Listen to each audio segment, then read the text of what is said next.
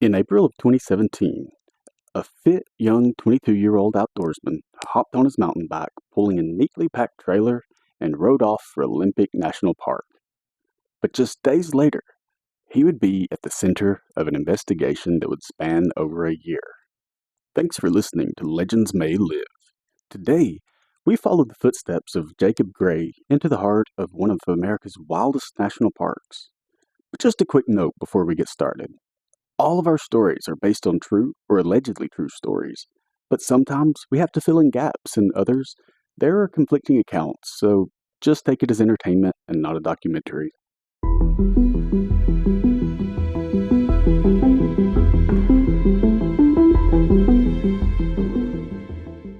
On Wednesday, April 5th, 2017, Jacob Gray hopped on his red mountain bike and pedaled away from civilization, pulling a small trailer along behind him. Jacob had grown up in Santa Cruz, California, a place where mountains met sea, and that really led to this deep love of nature. You'd usually find him out on his bike rather than in a car, and he just loved anything outdoors, surfing, hiking, exploring. But he also had this creative and introspective side. He was an avid journaler, often writing down thoughts about life, philosophy, and meaning. Jacob had worked a few different jobs over the years, mostly physical or outdoorsy ones, like landscaping, bike repair, and just the kind of work that allowed him to use his hands and stay outside. He really just was not the corporate type. But he also wasn't aimless. He was always striving for something, and even if he wasn't sure yet what that something was. He also loved to spend time with friends, and he kept close ties with his family, especially his dad. And he just enjoyed the simple pleasures like coffee with friends, a good trail, a deep conversation. He wasn't a hermit or a recluse, but just someone a little quieter than most and maybe a little more sensitive to the noise of modern life. But lately, he had become more withdrawn, more focused on health and purity, both physically and spiritually. He stopped using electronics and he only ate certain foods. He talked more and more about the natural world and the idea of returning to it. He read survivalist texts, became fascinated with spiritual awakenings, and this was really just becoming his passion. And all the while, Jacob really was an avid outdoorsman, and he frequently took solo trips in nature. And these weren't really casual weekend getaways. He was serious about self-sufficiency. He was very comfortable in solitude, and building fires, purifying water, and finding his own food in the woods. But as much as he enjoyed all of his time outdoors, he wasn't reckless about it. He always made plans in advance, and he was just this careful and calculated sort of person. Then around late March, Jacob told his friends that he was planning another solo trip into the forest. He was going to the vast, fog-drenched wilderness of the Olympic Peninsula. And on April 5th, he set off from Port Townsend on his bike with his gear in the trailer behind him once again. He didn't bring a phone and he didn't tell people exactly where he was going. To him, this time was a little different. It was about self-discovery more than relaxing time in nature. But what he did have in his trailer were the essentials. He had a wool blanket, a water jug, a small pot, a knife, a few tools, some dried food, and a tent that he had never unfolded. He was heading into the Olympic National Park, and this was one of the more remote and unpredictable wilderness zones in the Pacific Northwest. It spread out over nearly 1 million acres of just rugged terrain filled with mountains, rivers, and thick canopy. So when he got to the forest, he followed the winding trail along Sol Duc Hot Springs Road. It was this stretch of narrow, tree-lined pavement that just cuts through the deep green wilderness, and few people saw him, fewer still even noticed, and that was just the way he liked it. He passed trailheads, pull-offs, campgrounds that were mostly empty this time of year, and the deeper he went, the quieter the world became. And Jacob just welcomed the silence with open arms. He never checked in with rangers, and he never signed his name in the logbook. There were no posted itineraries and no base camp, just trees and whatever was waiting inside them, and to him, this was just pure freedom. But for all the freedom, the last time anyone reported seeing Jacob was on that road still pedaling his bike. But he never made it to his destination, or at least not with his gear. Because the next morning, April 6th, 2017, a park ranger was doing a routine patrol near Sol Duc Hot Springs Road. And on this part of the stretch, it cuts between the rivers and the trees, and it was just this nice scenic route that was really popular with campers in the summer. But in early spring, it's just cold and damp and usually void of any campers. But the ranger slows down when he sees something strange off the side of the road, and he gets closer and he can tell that it's this red mountain bike with a small trailer attached to the back. So he pulls over and steps out to take a look at everything, and it's just really clean. It's like it's been parked with care, and all the equipment is still neatly arranged inside the trailer. So, he thinks that whoever this belongs to must have just stepped away for a minute, but there were no footprints, so he couldn't tell which direction they went. And he stands there for a minute, studying the bike, and just something felt wrong about it. So the ranger decided to keep an eye on it and check back when he made his way back through. But hours pass and no one comes back.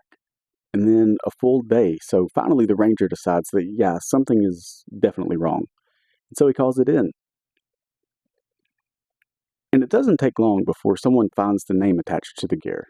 And that, of course, was Jacob Gray, 22-year-old solo cyclist with no emergency contact and no cell phone. So at first they think that maybe he wandered off to explore and just injured himself nearby, and that's why he hasn't come back for his bike. But a quick search of the area turns up nothing. Searchers are looking for any clues. They look for broken branches, drag marks, personal items, footprints. They're looking for anything and everything, but there is no trace of Jacob. And this was really confusing because as they searched, the ground is wet and soft from a recent rain, and it really should have held a trail, but it's like he just vanished right there on the edge of the road. So as the search continues, the efforts continue to grow, and search and rescue crews are deployed into the area, and they bring canine units, drones, helicopters, volunteers, rangers, and even divers are brought to the area to check the rivers. And they scour Sol Duc Road and every nearby trail. They comb the dense underbrush, they climb ridge lines, they drop into ravines. They look everywhere they can possibly think to search, but still they come up empty-handed. There isn't even a single scent trail for the canine units. There's quite literally not a single clue to tell them what direction he went. And that is really where things just start to feel wrong. Because this is a grown man, athletic, prepared, carrying gear, who somehow managed to leave zero trace of his direction in a place where it's next to impossible to walk without leaving tracks. But without a doubt, Jacob was out there somewhere. Maybe alive and well, maybe injured, possibly already gone. But why did he leave his equipment? And every ranger and every rescuer and every bloodhound came back with the same unsettling report. They found nothing.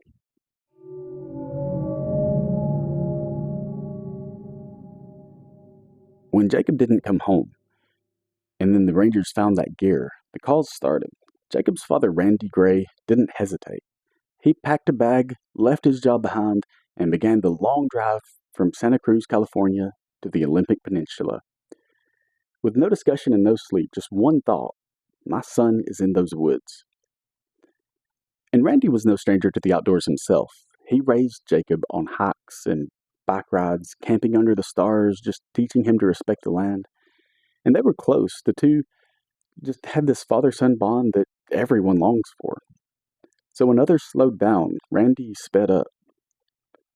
He arrived in Washington and immediately began retracing his son's path. He went from Port Townsend to Sol Duc Road to the spot where the bike was found. And when he got there, he stood beside the trailer just staring, not at all the items inside, but at the trees behind them, the dense, unyielding wall of green that had swallowed Jacob whole. He didn't panic. Instead, he just took a deep breath and stepped forward. He quickly set up his own camp and then got up and went off to search for his son. As he went from one ranger station to the next, and as he passed the few other hikers on the various trails, he would call to anyone who would listen. And he would ask if they had seen Jacob and give them a flyer with Jacob's picture on it. He told reporters, "I don't care if it takes a month or a year. I'll find him. I will find my son." And that was just the beginning, because the more time Randy spent in those woods, the more he began to wonder what Jacob was really doing out there, and what or who might have met him first. Days turned into weeks, and the official search was slowing down. Resources were dwindling and calls unanswered. Momentum was just fading at this point. But not for Randy. He didn't leave, and he wouldn't leave. Instead, he went deeper. He started living in the forest, sleeping in a tent, placing trailheads, creating his own maps. He spoke with hikers, fishermen, loggers, really just anyone who might have seen something, even if it didn't make sense. And he started keeping a journal, and he had just these pages filled with clues, sightings, and even dreams. To Randy, this wasn't a rescue operation. It wasn't even a search. This was a mission. Something was driving him now. It wasn't just love, it was something else, something that felt wrong. Randy started hearing stories, and not from the park rangers, but from locals. There were just these whisperings of feral people in the woods. Just these people who were in groups that lived off grid, and there were even rumors of strange lights, and people going missing, then turning up in different, very different locations, or just not at all.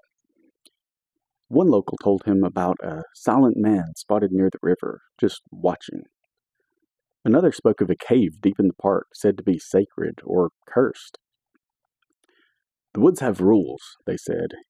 You just don't always know that you've broken them. Randy, desperate for answers, began reaching out to psychics. He asked them to describe the area. He gave them maps. Some claimed Jacob was still alive. Some said he was being held.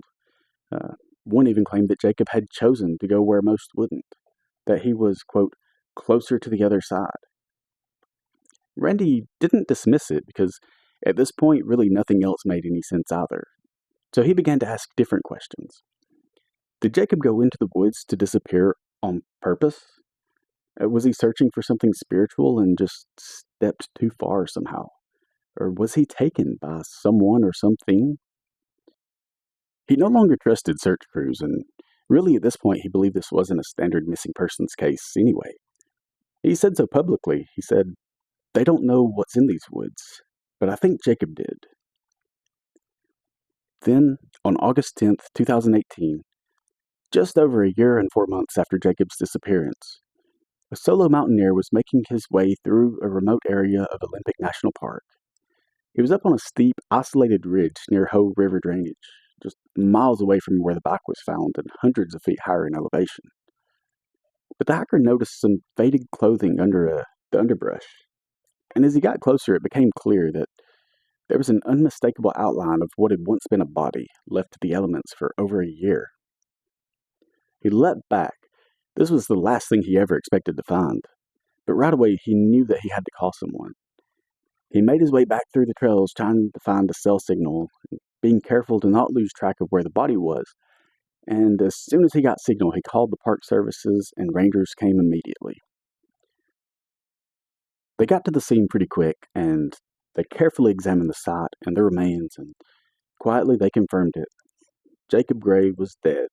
The remains were his. The official report stated that no foul play was suspected.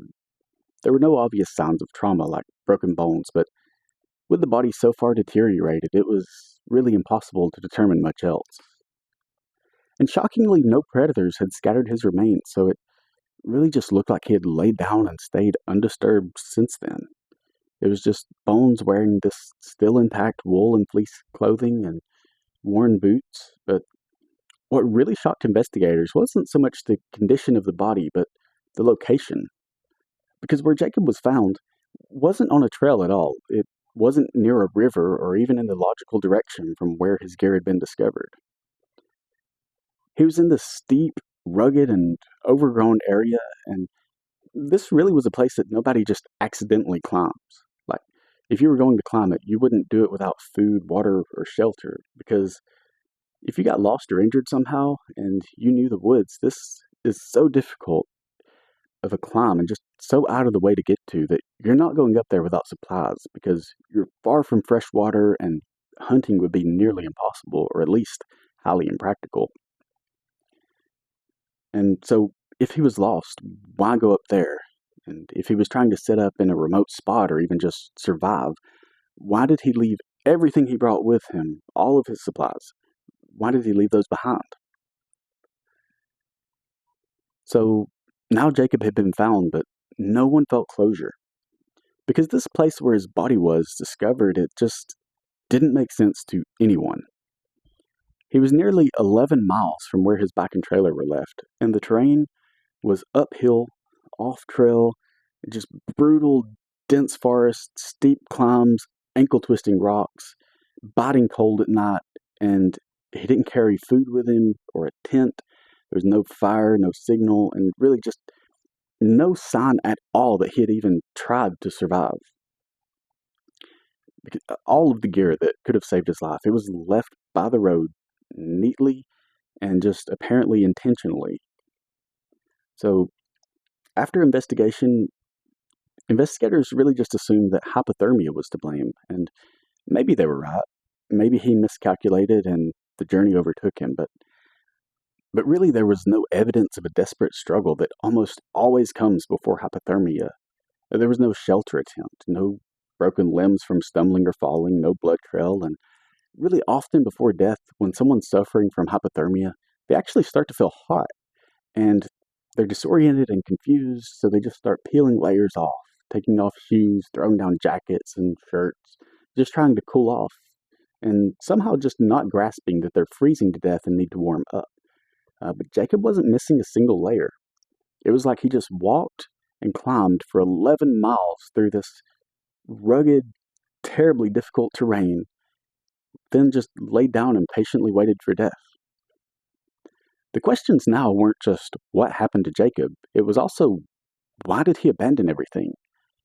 And was he searching for something up there? Or more disturbingly, was he running from something? When the body was returned, Randy Gray, his father, received the news that he had both dreaded and longed for. The search was over.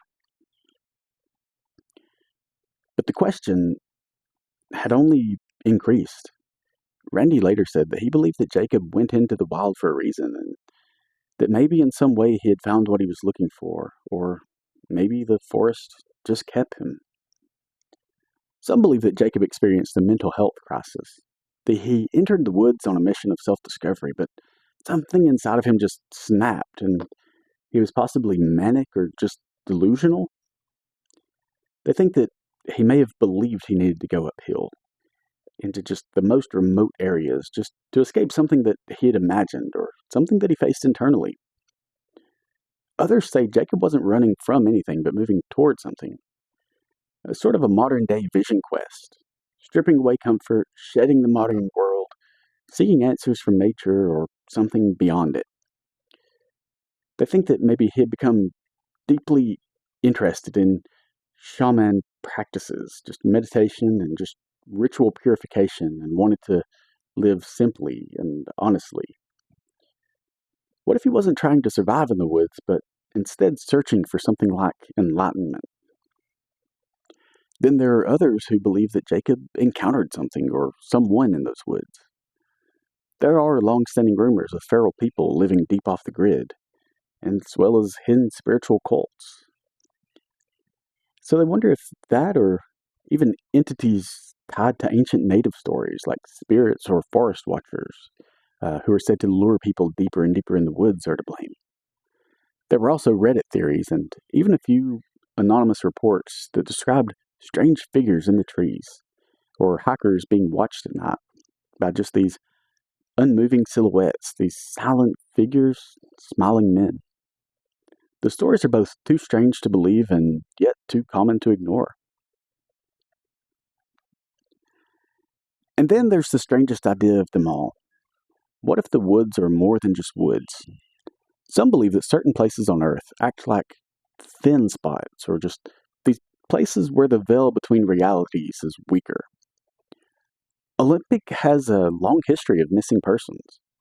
Some vanish without a trace, others show up far from where they should have been. Some wonder if Jacob may have stumbled into one of these thin places. We may never know what Jacob saw in those last moments, but something drove him into the mountains. Something pulled him away from his gear and his path, and maybe that was himself. Maybe that was delusions. Who knows what it was, but Jacob Gray didn't become a household name, and there were no breaking news updates, Netflix specials, or front page headlines. Just a red bike, a father who wouldn't quit, and a quiet grave at the edge of the Olympic. He passed away the way that he lived, quiet, reserved, and in nature. And though he likely passed on his journey for his own answers, what he left behind was a trail of questions. That's it for today's episode of Legends May Live. If you enjoyed today's story, please remember to like, subscribe, and share it with a friend. Until next time, stay safe and be careful what trails you take. You never know who or what may be waiting for you, because legends may live.